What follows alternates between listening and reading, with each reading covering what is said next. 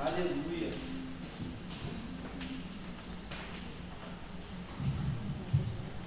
Graças a Deus, eu quero cumprimentar os irmãos com a paz do Senhor Jesus, amém? Amém. Noite maravilhosa estar na casa do Senhor.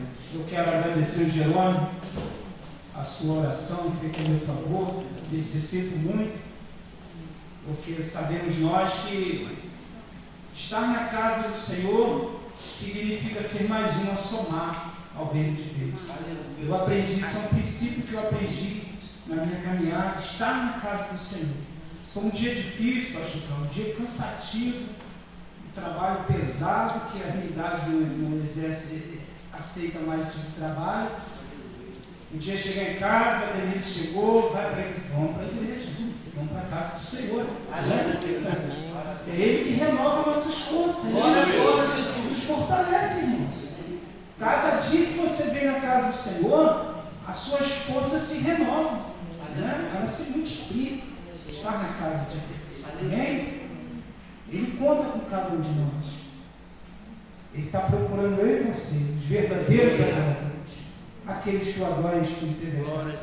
Irmãos, eu fiquei numa dificuldade aqui. Eu queria falar das 7 qualidades da igreja do arrebatamento. 7 qualidades da igreja do arrebatamento. Mas Deus mexeu comigo aqui mais uma vez para ir lá no livro de João, Evangelho de João. Há poucos dias eu até falei dessa palavra, capítulo 3. Louvado seja Deus. Eu ia falar em Mateus capítulo 25, que fala sobre as 7 qualidades da igreja do arrebatamento. E precisamos conhecer a qualidade da igreja do arrebatamento. A igreja do arrebatamento é aquela que tem por nome na sua placa, não é isso? A igreja do arrebatamento é aquela da pessoa que tem mais poder de Deus. Muito o contrário disso. A igreja do arrebatamento é chamada de noiva pura, santa, limpa, para encontrar com o noivo. Amém. Antes de falar de João capítulo 3,16, eu queria fazer uma pergunta para a igreja. Se há alguma possibilidade, você puder me responder, diga sim ou não, do céu, a mansão celestial, receber, para morar lá, ficar lá em eternidade, algum tipo de ser que não é puro, não é santo, não é limpo? Há essa possibilidade? Não. De maneira nenhuma. É por isso que nós estamos aqui nessa terra, mano. Num treinamento de santificação. Glória a Jesus. Lavando a cada dia as nossas vestiduras para alcançar essa mansão, porque lá não vai ter vestes sujas. Aleluia. De maneira nenhuma. De maneira nenhuma, prefeito. É verdade. Lá é lavado e remito no sangue do Cordeiro. É pastor. E é aqui que nós nos preparamos para entrar lá. Aleluia. Aleluia. As nossas vestimentas vão ser trocadas. Ou seja, ela precisa ser trocada agora. Aleluia. Para que quando chegar esse grande dia do arrebatamento da igreja, nós podemos adentrar, aleluia, lavado e remido no sangue do Cordeiro de Cristo. É fácil, pastor? Não, é difícil, é muita luta. A Bíblia chega a dizer que não é por força nem por violência, mas sim pelo Espírito. E se nós tivermos a possibilidade de termos o Espírito Santo para nos ajudar a ter essa herança, a herdar essa herança, amados, isso vai ser muito bom para nós. Glória, glória. Amém? Amém. Louvado seja Deus. Você convidaria, isso é uma pergunta, amém? Cada um tem sua forma de responder. Uma pessoa para dormir na sua casa suja, maltrapilha? Pelo contrário, você até convidaria para ajudar, mas você ajudaria nas suas vestes, daria um banho nela, na pessoa, né? Mas você não aceitaria entrar na sua casa daquelas vestimentas sujas. Não aceitaria. Assim é Deus.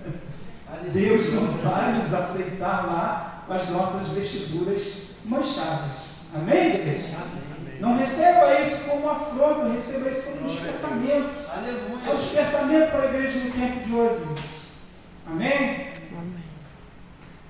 Eu ia fazer outra pergunta, mas essa pergunta outro dia. Amém? Vamos ler aqui a palavra.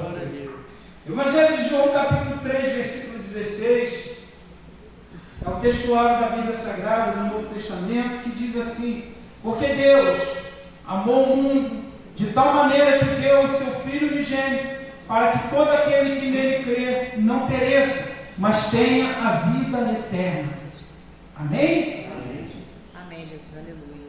Para que todo aquele que nele crê não pereça, mas tenha a vida eterna. Pode tomar o seu assento em nome de Jesus. Aleluia. Glória, Desocupe as suas mãos e aplauda essa palavra. Glória, glória, Fé de Deus.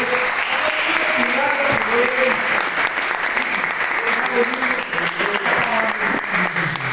Santo Jesus. Aleluia. O capítulo de João 3,16,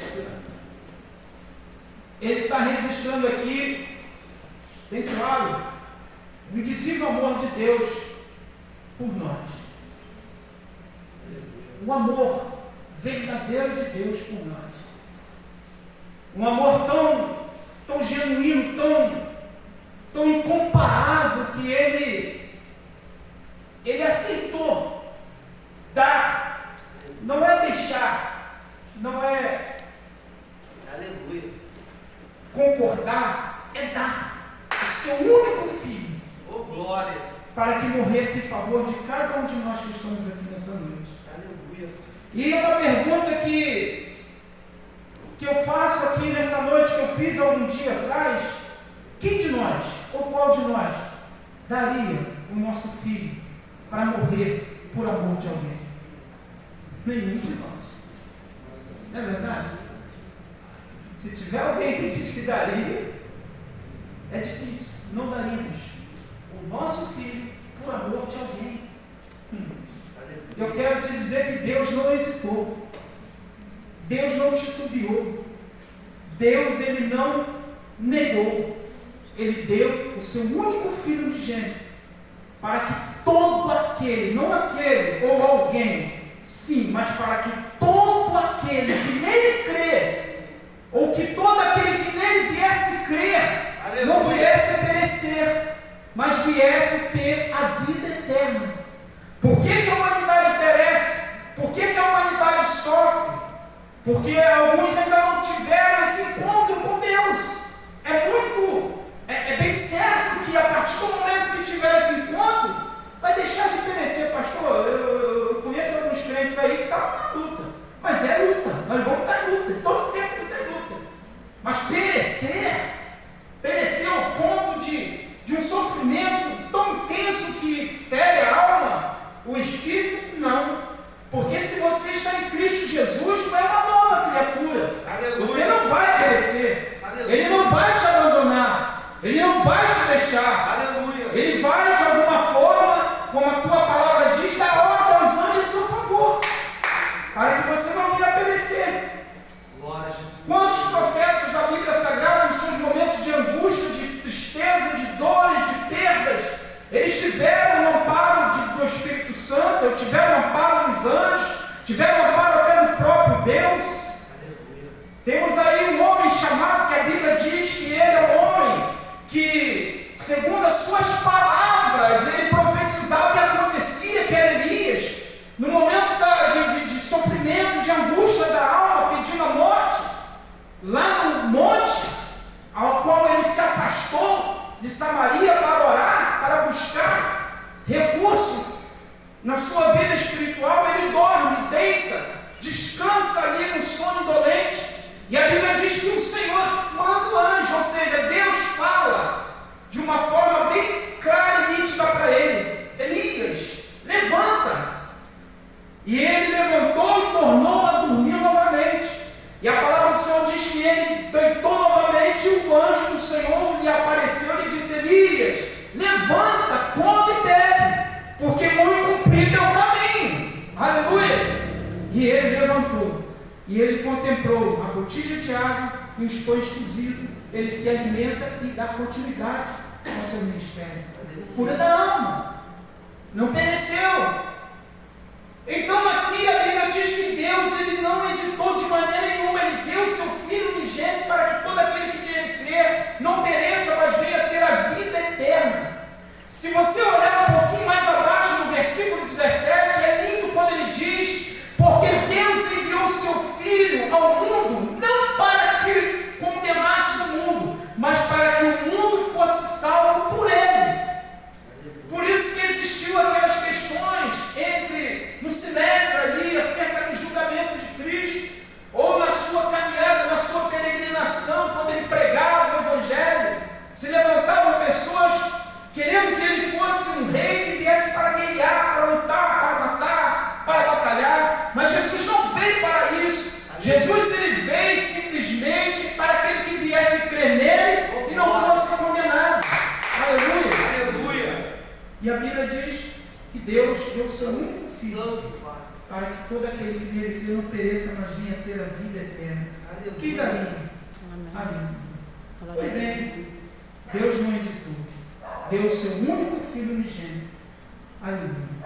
Para que morresse na cruz. Lá na cruz do Calvário. Aleluia. Aleluia, Jesus. Tão somente para efetuar a redenção da humanidade. Oh, glória. Jesus, Deus poderia pegar qualquer pessoa para dar a morte de cruz, para efetuar a redenção da humanidade. Ele pega Jesus Cristo, Oh, Pai. filho legítimo dele, Aleluia. aleluia, ele estava sentado ao seu lado, Aleluia. despede ele, dispensa ele para vir aqui na terra, nasce de mulher, aleluia, prega o Evangelho, ensina, cura, batiza com o Espírito Santo, dá continuidade ao ministério de salvação e libertação, perseguido, caluniado, apontado, levado à condenação. E é interessante, eu estava lendo há poucos dias, que hoje nós vemos muitas pessoas sendo condenadas de forma injusta, não é isso? E isso já é do tempo de Cristo. Você ouve reportagens de pessoas que estão presas de forma injusta. Foi pego, confundido por outro, ou é muito parecido com outro. Aleluia. O julgamento de Cristo, eu vou falar aqui sobre o julgamento de Cristo, dá vontade de voltar lá atrás, aleluia, e pegar uma espada, entrar naquele sinédrio e passar a espada em todos. Porque foi um dos julgamentos mais terríveis, falsos, medíocres que já existiu na face da terra. Eles inventaram inúmeras leis para condenar Cristo. Eu não vou entrar nesse assunto porque é longo. Inclusive, antes dele ir para o Sinédrio, conta-se que Anás era sogro de Caifás.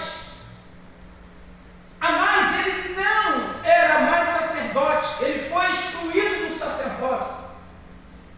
Então Caifás estava lá no Sinédrio, ou seja, nem foi no Sinédrio. Eles levaram primeiramente Jesus para a casa de Anás.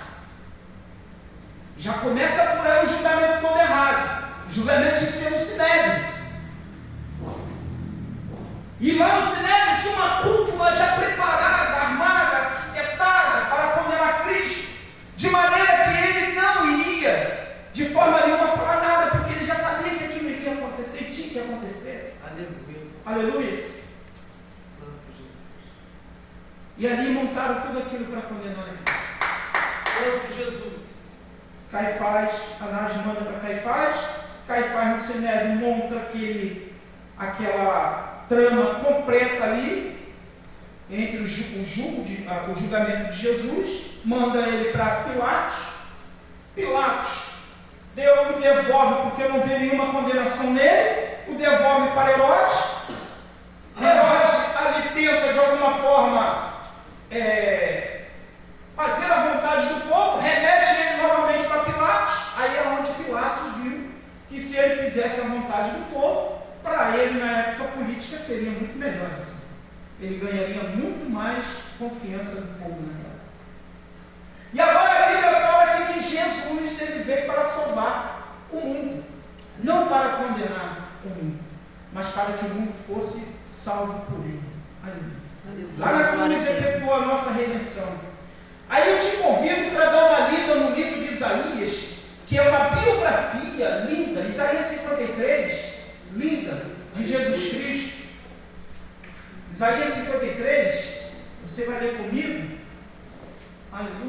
que diz assim: quem deu crédito à nossa pregação? É uma pergunta. E a quem se manifestou o braço forte? Aleluia. Porque foi subido como renovo perante ele, como raiz de uma terra seca, não tinha beleza nem formosura. E olhando nós para ele, não havia boa aparência nele, para que o desejássemos. Era desprezado e mais rejeitado entre os homens, homem de dores, e experimentado nos sofrimentos, e como de quem os homens escondiam o rosto. Era desprezado e não fizemos dele caso algum. Verdadeiramente ele tomou sobre si as nossas enfermidades e as nossas dores levou sobre si. Quem está com dor aí tenha certeza, aleluia. Eu profetizo em nome de Jesus nessa noite que ele levou essas dores. E nós o reputávamos por aflito e ferido de Deus e oprimido. Mas ele foi ferido por causa das nossas transgressões. Olha que coisa tremenda. Isso aqui não está falando de pecado, não, está falando de transgressões, aleluia, que é um paralelo com a iniquidade, e moído por causa das nossas iniquidades, ou seja, ele foi ferido por causa das nossas transgressões, dos nossos atos errados, das nossas concupiscências da carne, dos nossos desejos, dos nossos deleitos, dos nossos prazeres, e moído por causa das nossas iniquidades. Iniquidade é pecado contínuo. O castigo que nos traz a paz estava sobre ele, pelas suas pisaduras fomos sarados. Aleluia, Jesus. Todos nós andávamos desgarrados como ovelha, cada um desviava pelo seu caminho, aleluia. Mas tem mais, aleluia. O Senhor fez cair sobre ele a iniquidade de todos nós. Amém, Jesus. Amém? Amém. Aleluia. 750 anos. É interessante isso. 750 anos depois nasce Jesus. Depois daqui, em Belém. Nasce Jesus em Belém. Aleluia. Aleluia. E ele foi criado na pobre, miserável cidade de Nazaré. Nazaré era um vilarejo pequeno. Aleluia. Aleluia, Jesus. Que comportava ali mais ou menos cerca de 100 famílias, agricultores. Aleluia. Nazaré não passava de 300 habitantes naquela ocasião. E eu me faço uma pergunta nessa noite, como eu me fiz no dia que eu falei dessa palavra. Aleluia. Como era? Aleluia. Como era a vida? Ou foi a infância de Jesus Cristo? Como foi a infância de Jesus Cristo? Como foi a infância de Jesus?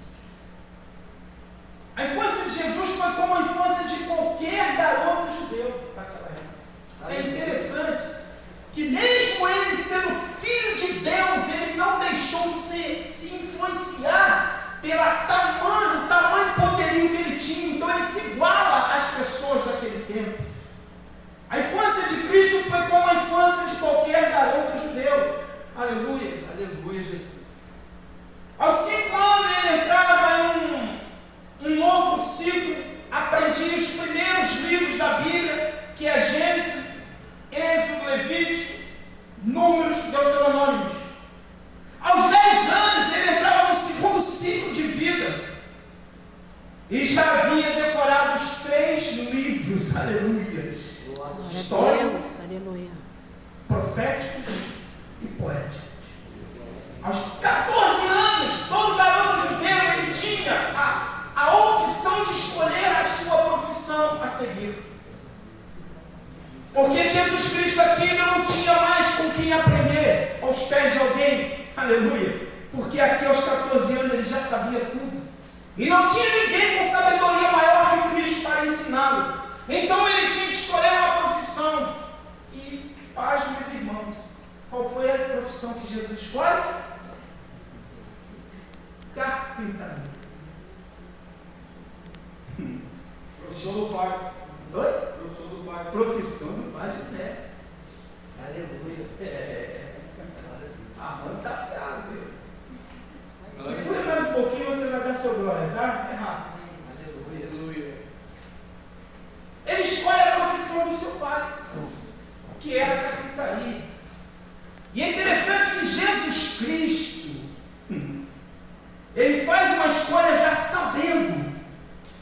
iria acontecer lá na frente. Aleluia. Porque Deus não prescutou, não negou, não escondeu nada de Jesus do que ele iria passar por amor de você e por amor de mim. Deus não ocultou nada de Cristo, aleluia, do que ele iria passar, ele passar uma morte terrível, aleluia, para poder você estar sentado aí hoje. Lembra que eu falei? Ele veio ao mundo para que não condenar o mundo, mas para que através da sua morte de cruz houvesse a redenção para a humanidade. Aleluia. Aleluia. Glórias, glórias. Nós somos remidos e redimidos pelo sangue que aspergiu naquela cruz do Calvário. Glória, glória, Jesus. E às vezes não damos valor por isso. Aleluia. Fomos remidos, redimidos pelo sangue que aspergiu no Calvário. Oh, glória. Aleluia. Jesus Cristo escolhe a profissão do seu pai. Aleluia. Só que a profissão do seu pai, tem uma palavra que fala, mas eu não estou conseguindo lembrar essa palavra. Palavra assim, bem moderna que tem hoje em dia. Eu gosto de ficar tentando encontrar a palavra para falar, dá vontade de falar logo, sem ficar tentando encontrar a palavra. Vamos lá. Jesus Cristo escolhe justamente a profissão de carpinteiro, que era do seu pai, e trabalhar com prego, martelo e madeira. O carpinteiro trabalha com isso. O carpinteiro não trabalha com tijolo, com cimento, com nada mais, a não ser martelo, prego e madeira. Aleluia. Jesus Cristo estava trabalhando com os próprios instrumentos da sua crucificação. Aleluia. Será que quando ele estava sendo pendurado lá naquele madeiro, carregando o potíbulo pela Via Cruzes, antes de chegar ao Gólgota, será que ele não pensava, não passava em seu pensamento: eu conheço isso que eu estou carregando em minhas costas? Será que quando ele chega lá no Gólgota, que ele encontra-se com o estirpe que já estava lá no lugar chamado Caveira, esperando tão somente Jesus Cristo chegar para ser ali pregado? Naquele momento, será que ele não lembrou, olhou para aquele prego? Eu conheço esse instrumento, aleluia. Glória a Jesus. E quando aqueles soldados romanos batem com aquela marreta, martelo, seja o que for, ele provavelmente conhecia aquilo. Mas Jesus Cristo não teve tempo para olhar para isso, porque ele queria, aleluia, cumprir o chamado que o Pai lhe deu, lhe enviou, de morrer naquela cruz por mim e por você. Jesus Cristo, ele resolve, após os 14 anos, decidir acerca da sua vida e aprender aos pés do mestre, porque não tinha mais pessoas que poderiam ensinar. Então ele resolve seguir a profissão do pai. Louvado seja o nome de Deus. Opta por essa profissão e trabalhou toda a sua vida com prego, martelo e madeira. Jesus agora, quando ele já instruído de tudo isso, aos 30 anos de idade, ele vai ao Rio Jordão, é batizado pelo seu primo João Batista e dá-se início ao seu ministério. Amém, Jesus. Glória a Deus. Santo Jesus. Desde então ele começou a pregar, amados irmãos, o Evangelho. Tu está pensando que pregar o Evangelho é fácil? Não. Aleluia. Tem oposições. Glórias, glórias. Pregar o Evangelho, se levanta o mundo contra você. E muitas das vezes não é um mundo pessoal, material, é um mundo espiritual. Aleluia. Que estão nas obras celestiais da maldade, que se levanta para obstruir o projeto e o plano de Deus na vida daquele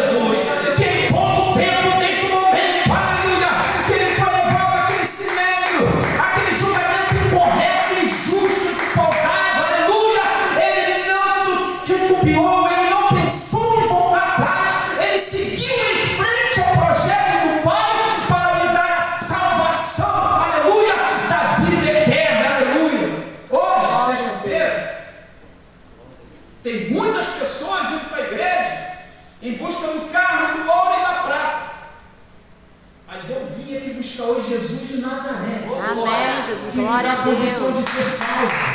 Glória a Deus. Liberta de todas as mazelas que esse mundo nos oferece. Santo Jesus.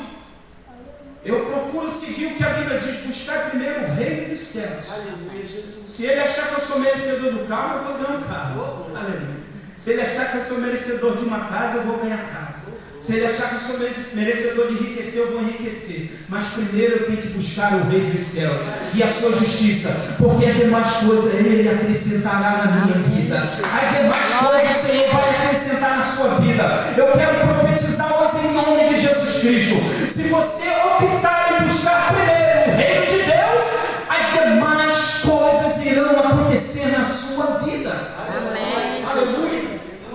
E quando ele começa a pregar, a cidade do seu ministério chama-se Cafarnaum, o lugar onde Cristo mais realizou grandes milagres. Milagres que ele curou coxos, curou cegos, curou pessoas leprosas, curou pessoas que se encontravam muitas das vezes em situações depravadas. Existem muitas curas que não estão registradas, que eu já tomei conhecimento de algumas delas, que não estão registradas no Novo Testamento, mas que Cristo fez e realizou, curas tremendas, louvado seja Deus. Ressuscitou mortos, aleluia, ressuscitou Lázaro há 4 dias ali dentro daquele sepulcro. E é interessante isso, aleluia, que Jesus estava lá em Pérea, mandaram Marta e Maria, mandou buscar Jesus, anunciar que Lázaro havia morrido. Jesus estava em Pérea. Quando o mensageiro encontra Jesus Cristo, ele não se preocupou tanto, aleluia. Ah, pastor, Jesus não se preocupou.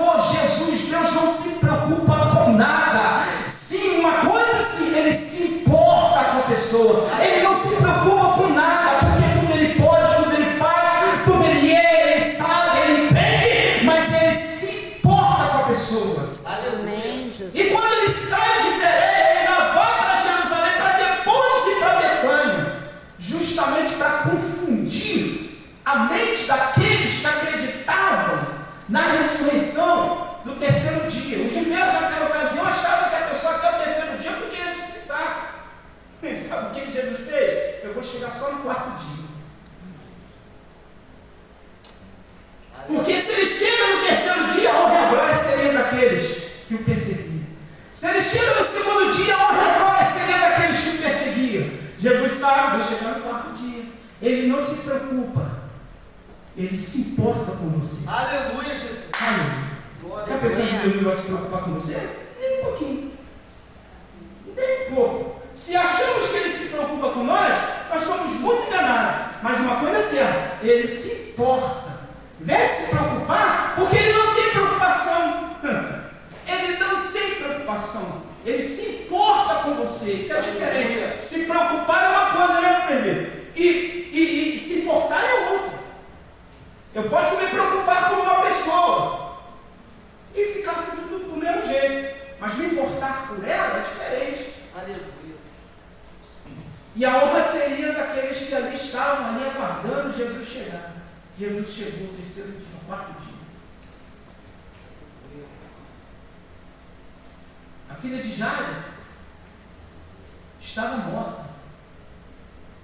Jesus nem se preocupou quando o centurião, o Jairo chegou até ele. Ele simplesmente falou para Jairo: se não veio sinais e milagres não veio. Ele se preocupou. Jairo volta para casa. Jesus envia a palavra, cura. E é interessante que antes de ir lá, quem chega primeiro é a mulher do fluxo de sangue. Não é a lógica, não é essa? Quem chega primeiro tem que ser atendido primeiro? Então Jesus não se preocupa com isso. Ele realiza os sinais sem ter que se preocupar. Mas se importa. Glórias, glórias.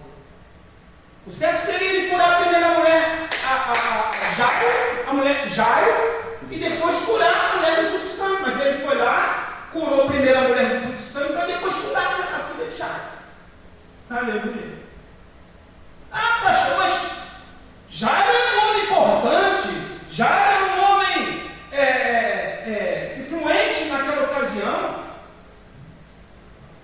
A mulher era uma anônima. Aleluia.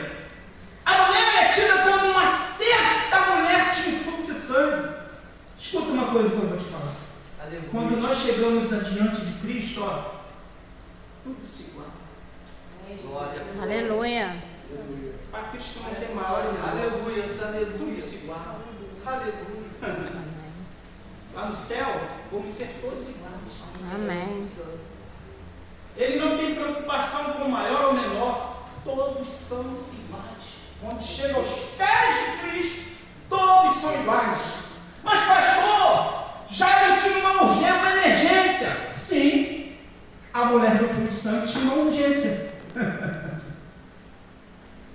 Aleluia. Ele curou primeiro a mulher do Filho Santo, mas não deixou de curar a filha de Jairo. Santo Jesus. Aleluia. Aleluia.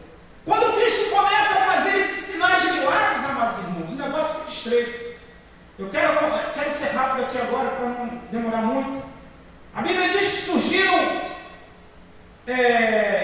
quando Jesus começou a pregar, surgiu várias invejas por conta de várias facções religiosas que havia naquela ocasião, naquela época. Em Lucas capítulo 4, versículo 28, na primeira pregação que Cristo faz em Cafarnaum, aleluia, tentaram matar Jesus. Tentaram matar Jesus, e naquele tempo havia 26 facções religiosas mais contundentes e implacáveis que ficaram por conta da cúpula judaica, que era 3 classes, aleluias, que viviam interligadas. Eram escribas, homens inteligentes, chamados copistas da lei. Eram anciões, dotados de caráter maduro de sabedoria para aconselhar, e eram os fariseus que controlavam 60% do quesito moral naquela ocasião. Amados irmãos, lutar contra essas 3 facções contundentes que tentavam de todas as maneiras impedir o projeto de Deus em Cristo por mim e por você, não foi fácil. Não foi fácil, mas ele venceu. Aleluia, Jesus. Amém, Jesus. O que me chama a atenção é que Jesus vence essas contundentes facções e consegue vencer a morte na cruz. Aleluia. A morte não matou Cristo, aleluia.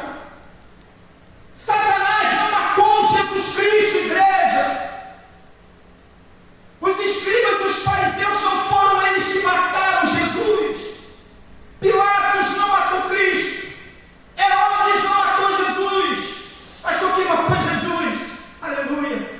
Ele mesmo venceu a morte. Ele cedeu a morte para vencer a morte, por amor de mim e você. Aleluia. Eu fico imaginando quando Jesus expira naquele alto do Calvário e diz: Pai, nas tuas mãos entrego o teu meu espírito. Oh, aleluia. A Bíblia diz que quando Jesus fala dessa forma, o céu se escurece, aleluia. O véu do tempo surge em novas nuvens, e ele é rasgado de cima e baixo, e Jesus Cristo sobe, aleluia. Vai até o Pai, desce, vai ao inferno, com a chave da morte na mão de Satanás, para me dar vida e vida com abundância, igreja. Aleluia. Glória a Deus. Aleluia. Aleluia. Glórias. Glórias. É interessante que quando ele sobe, ele podia chegar, agora já tá tudo consumado aqui, eu fico, não, ele lembrou de mim, de você. Ele lembrou que nós ficamos, aleluia, à mercê da morte. Ele lembrou que eu fiquei, ele lembrou que você ficou, aleluia. Lembra daquele desespero, aleluia, daquele rico lá no inferno, lembra, ele lembrou que ele tinha 5 irmãos, ele ficou desesperado, aleluia, e começava a gritar: Pai Abraão, manda Lázaro que molhe a ponta do seu dedo. Ele refresca a língua, porque este lugar que eu estou é um lugar de tormento. Aí Abraão: filho, lembra-te que falaste dos profetas, que falaste, não deste crédito. Manda eles lá na minha casa, manda Moisés. Não tem como morto falar com vivo, aleluia. Jesus, quando estava no alto consumado, Aleluia. ele lembrou de mim e de você, Santo Jesus. aleluia, e foi lá no inferno, aleluia, tomou a chave da mão de Satanás, a chave da morte, e a chave da morte ficou em suas mãos. Pastor, que isso, eu não vou morrer mais. Você não vai morrer mais, Aleluia. aleluia. Você pode até morrer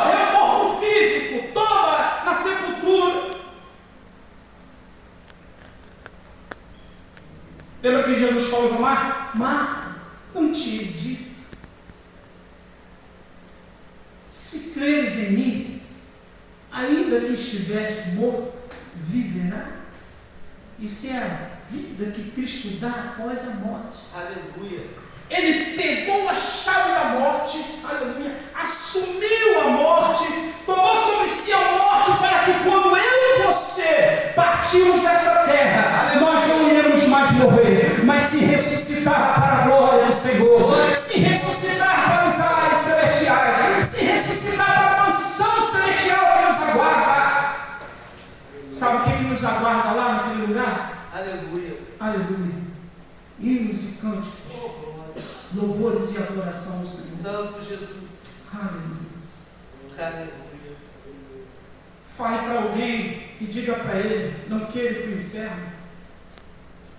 Não queira ir para o inferno. Quando você puder encontrar com alguém que está sem Cristo, está afastado de Cristo, fale para ele: não queira ir para o inferno, ainda que ele te ignore, ainda que ele contesta isso, fale. É um lugar terrível. É um lugar de abismo profundo. Chamas de fogos eternos. Eu falei sobre isso há poucos dias. Uma série de elementos físicos que tem nesse lugar chamado inferno. Lá não tem companhias, amigos. As companhias serão só os demônios.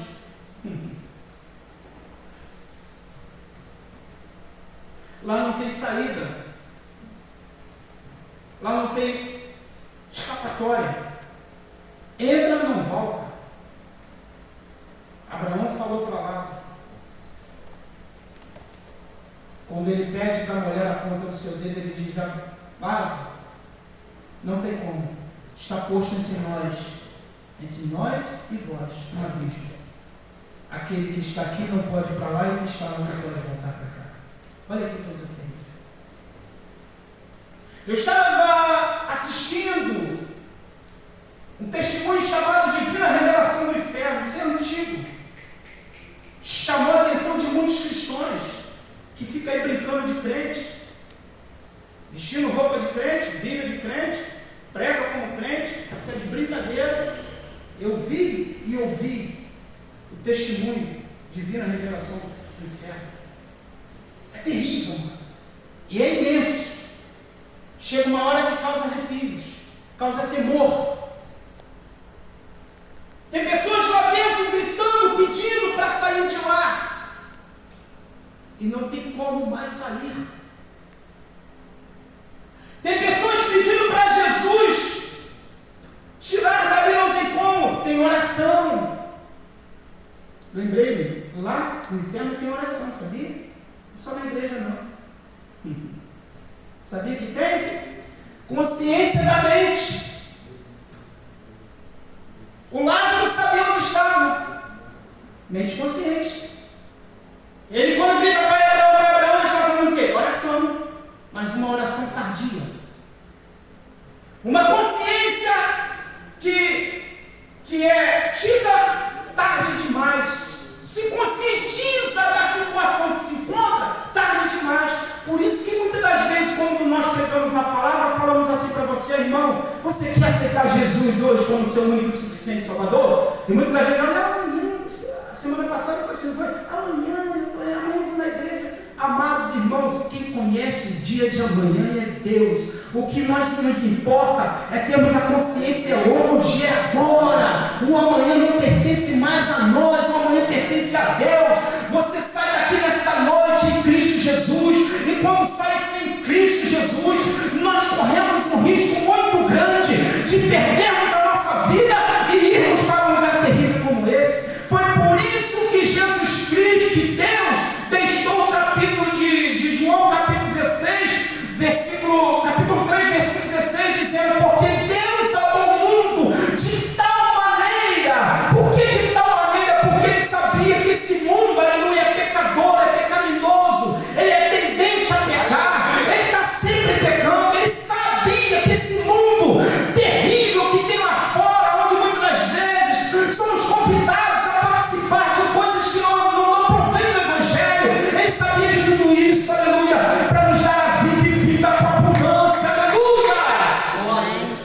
Glória a Deus. Aleluia. Louvado seja o nome do Senhor Jesus. Aleluia. Eu estou terminando, cá, irmãos. Glória a Deus. Glória a Jesus. Louvado seja o nome do Senhor, Deus Todo-Poderoso. Aleluia. Aleluia. Santo de Israel. Aleluia. Em Marcos capítulo 14, Sim, Jesus. havia uma conspiração para matar Jesus. Aleluia. Eu vou ler aqui rápido, porque a aula está passando. Eu vou ler Marcos capítulo 14. Se a irmã puder botar a mim. Marcos capítulo 14. A primeira conspiração para matar Cristo. Aleluia. Capítulo 14, versículo 1 e 2 diz assim: a consulta dos sacerdotes. Diz assim: e dali a 2 dias era Páscoa. Olha que coisa terrível. É tudo planejado. Ele sabia que era Páscoa. Se eles condenassem Jesus, Jesus era judeu. Os judeus estavam todos reunidos em Jerusalém porque era dia dos asmos, Páscoa. Imagina a revolução que seria pegar um judeu, botar uma cruz nas costas dele e caminhar. Imagina a situação que seria. Aí eles são sábios. Eles armaram a situação para matar Cristo. Diz assim: dali a 2 dias, 14, está escrito lá, e dali a 2 dias era Páscoa. E a festa dos pães ázimos. E os principais sacerdotes e escribas buscavam como prender, aleluia, com dolo e matariam. No capítulo 12 de Mateus, versículo 14, está escrito da seguinte forma. Capítulo 12, agora eu vou ser mais rápido. Capítulo 12, versículo 14, diz assim: e os fariseus, tendo saído, formaram conselho contra ele para matarem. Você vê que os fariseus, quando eles saem do sinédrio, eles criam um conselho para matar Cristo. Aleluias! Aleluia. Oh, aleluia! No livro de João, capítulo 11, versículo 47, diz assim, João 11, 47. Isso aí é conversão. Isso aqui que é conversão. É coração quebrantado. Sabe o que significa isso aqui? Sabe o que significa isso aqui? É a palavra. Aleluia. A palavra, ela busca o maior pecador da face da terra. Aleluia. Ele pode ter ouro, pode ter prata, pode ser o maior, o homem mais renomado na face da terra. Mas se a palavra entrar, ela faz efeito. Aleluia. Glórias, glórias. João 11, 47, 51 diz assim. João 11, 47, João 11, 47, 51. Ali, né? Depois os principais sacerdotes e fariseus formavam um conselho e diziam: que faremos? Porquanto este homem faz muitos sinais. Olha bem que eles já sabiam, eles conheciam que Cristo estava fazendo muitos sinais. Aleluia. E eles não sabiam o que fazer, os sacerdotes naquela ocasião, eles não sabiam o que fazer. Se os deixarmos assim, todos crerão nele e virão os romanos e tirarão o nosso lugar e a nação. A preocupação deles era essa, de causar um tumulto. Aleluia. Mas a preocupação de Jesus Cristo era tão somente, aleluia, de sofrer todos os intempéries para nos dar a salvação. Aleluia. Já estou terminando. Glória a Deus. Aleluia. Quero finalizar aqui. Olha que coisa terrível para os judeus japoneses. Na concepção dos judeus naquela ocasião, ser pendurado em uma cruz, Aleluia. ou uma árvore, era um sinal de maldito. Está lá no livro de Deuteronômio 14, Deuteronômio 21, 22, 23. Aleluia. E eles encontraram uma forma de ressuscitar Cristo. O condenado era açoitado. Santo Jesus. Os açoites eram como um chicote, agora eu já falei isso aqui. Aleluia. E eu fico imaginando, para finalizar aqui agora, porque naquela ocasião, toda pessoa que era morta, a crucificação era um da morte mais terríveis, capital daquela época. A crucificação.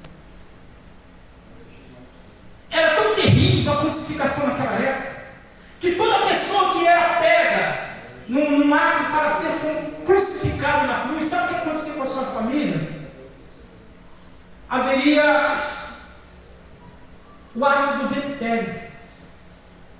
Por exemplo, eu, pastor Carlos, você crucificado na cruz. Os romanos iam lá na minha casa, sitiavam a minha casa, colocavam fogo na minha casa, tiravam toda a minha família de dentro da minha casa. A vergonha do vitupério. E o condenado sofria. Olha o que Deus fala. Quem está sendo pendurado aqui agora para passar a vergonha do vitupério? Por isso que Jesus Cristo lá no Getsemane, ele falou: Pai, aparta de mim esse cálice, porque ele sabia da sua morte e iria sofrer a vergonha do vitupério. Aleluia. Aí, mas se for que eu beba. Quando Jesus está pendurado no madeiro, ele não passa a vergonha do vitupério, não. Aleluia. Porque o próprio Pai deu a morte. Aleluia. O próprio Pai abnegou-se do seu único filho para morrer. Não teve a vergonha do vitupério. Mas Jesus no Getsemane se preocupou com isso. Mas quando ele lá na cruz falou: Pai, a ti eu entrego o meu espírito. Sabe o que acontece? Jesus volta para a casa do Pai. Quando Jesus chega na casa do Pai, a casa não estava desarrumada. Não havia fogo na casa do Pai. Não havia vergonha do vitupério. Sabe por quê? Porque Jesus chegou no céu. E no céu não vai haver vergonha. Ele desce no céu, aleluia. Vai ao inferno, pega a chave da vida e a morte. E lhe dá a condição de ser salvo. Aleluia.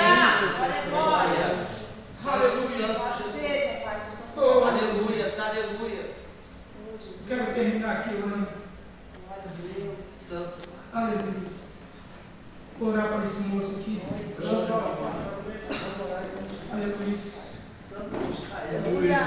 Qual o seu nome, moço? Santo. Luiz.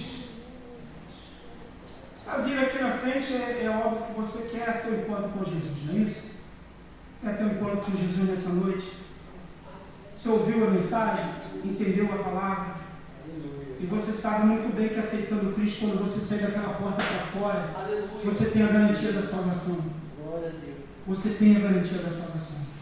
Sai daqui hoje com a salvação, não só para você, como para a sua família também. Amém? Vamos orar, Deus? Estenda suas mãos para cá. Querido Deus, toma a vida desse moço, Senhor. Luiz. Que se decide nessa noite te aceitar como o único e suficiente Salvador. Pai amado, eu não conheço, não sei de onde ele veio, mas o Senhor sabe e conhece. Aleluia. Pai, o Senhor não traz ninguém para a sua casa, Senhor. Sim, Pai. Sem antes, Deus, o Senhor já tem um propósito. Perdoa. Nós não sabemos, ó Deus amado, a linhagem, aonde esse homem veio, o que ele faz, o que ele deixa de fazer. Perdoa. Mas nós temos a certeza nesta noite que o Senhor está tomando dele os seus pecados, as suas iniquidades, as suas transgressões. O castigo que lhe traz a paz está sobre ele nesta noite. Em nome de Jesus Cristo, Pai, aonde esse homem andar até a partir de agora, o brilho do teu Espírito possa estar resplandecendo nesse rosto.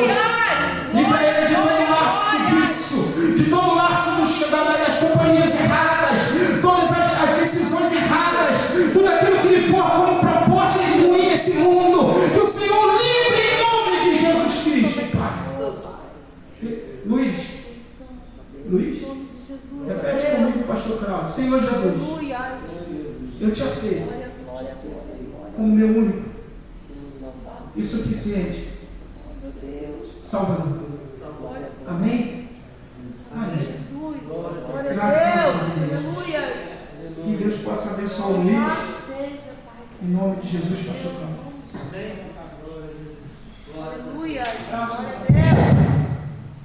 Amém, igreja. Santificado é o nome